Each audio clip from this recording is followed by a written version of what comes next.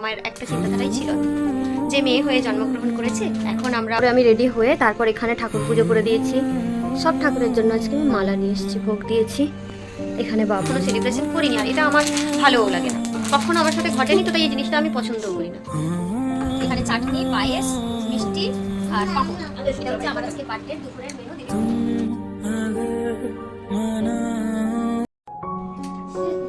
এখন বাজে সকাল 8:20। আজকে অবশ্য লেটেই ঘুম থেকে উঠেছি। আজকে উঠেছি এই 8:05 নাগাদ উঠেছি। কালকে রাতে একটু লেটে ঘুমানোর জন্য না আজকে উঠতেও দেরি হয়ে গেছে। আর ফোনটা অফ ছিল, তার জন্য আর মানে কোনো কিছুই নোটিফিকেশান আসেনি, কোনো কিছু ভাবেই বুঝতে পারিনি। কেউ কল করেছেও রিসিভ করতে হয়নি। তো আজকে আমার জন্য একটা স্পেশাল ডে, সেটা হচ্ছে আমার জন্মদিন। তো কিন্তু জন্মদিন কোনো বছরই, বিয়ের আগের কথাই বলছি, কখনো ওইভাবে স্পেশালভাবে সেলিব্রেশন করা হয়ে ওঠেনি। বাবা মায়ের একটা চিন্তাধারাই ছিল যে মেয়ে হয়ে জন্মগ্রহণ করেছে, এখন আমরা সব কিছু দিব। বিয়ের পর যখন শ্বশুরবাড়ি গিয়ে পাবে না, যদি না পায়, সব শ্বশুরবাড়ি তো আর সমান হয় না, তখন কিন্তু আমার মেয়ের জন্য সমস্যা হতে পারে। তো ওই জন্য ওইভাবে কখনো কিছু বাবা মা করেনি। আর বিয়ের পর বলতে গেলে বরের কাছ থেকে সব কিছুই পেয়েছি। বার্থডে যতটা পারে ওর সম্ভব মতো, যখন পারতো গিফট দিতে দিত, যখন পারতো না, যখন সম্ভব ছিল না সাধ্যের ভেতর, তখন কিছুই দিত না, ছোট্ট করে সেলিব্রেশন করতো। আর আমি কখনো ওইভাবে অনেক জন নিয়ে ধুমধাম করে না কখনো সেলিব্রেশন করিনি, আর এটা আমার ভালোও লাগে না, কখনো আমার সাথে ঘটেনি, তো তাই এই জিনিসটা আমি পছন্দও করি না।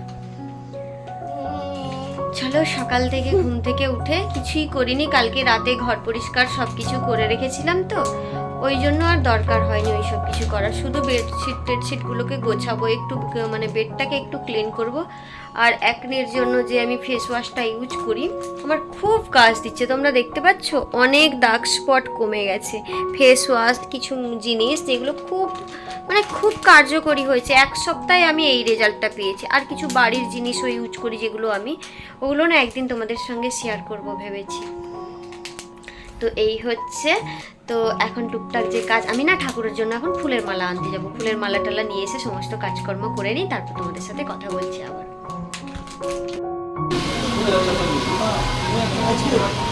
একটাকে কেটে 2 টুকরো হবে, একটা কেটে 2 টুকরো হবে, একটাতে গোলাপ ঝুলবে আর একটাতে কিছু না।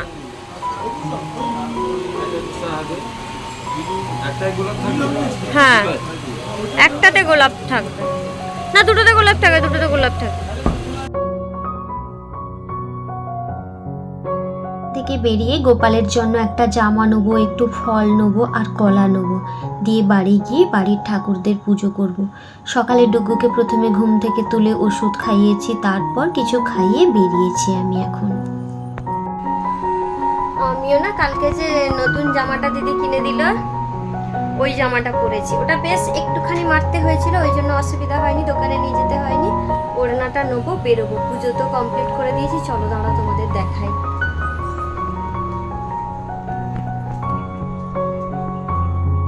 ফুল নিয়ে আসার পর চান টান করে আমি রেডি হয়ে তারপর এখানে ঠাকুর পুজো করে দিয়েছি।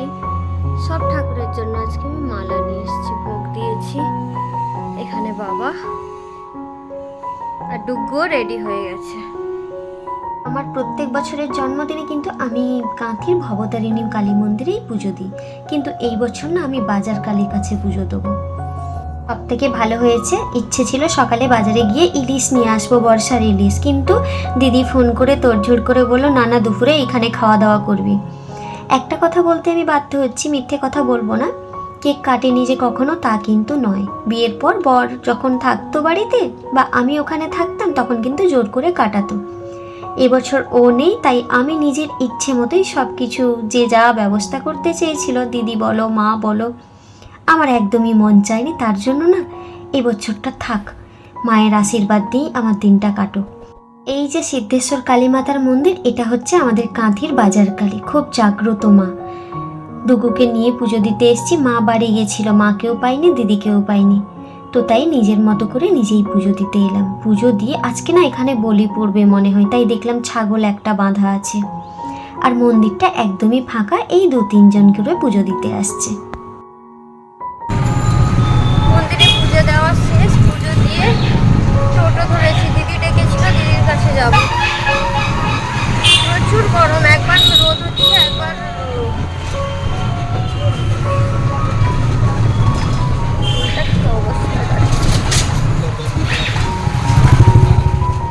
বাড়িতে এসে দিদির কাছে দেখি দিদি বিশাল কিছু ব্যবস্থা করে ফেলেছে।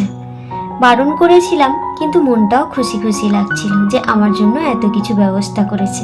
না তো করছিলাম, তার মাঝে বেশি খুশি হয়েছি পায়েসটা দেখে। আমি না বরাবর পায়েসের প্রতি এই জন্মদিনের দিনটা আকৃষ্ট থাকি, তাই আমারও কিন্তু বেশ ভালো লাগছে, মন্দ লাগছে না। কেউ যদি স্পেশাল ফিল করে না, সেটা একটু হলেও আনন্দের ব্যাপার হয়। ভাত, আলু ভাজা, পটল ভাজা, ঢ্যাঁড়স ভাজা, এখানে মোচার তরকারি, চিকেন কষা, এখানে চাটনি, পায়েস, মিষ্টি আর পাঁপড়।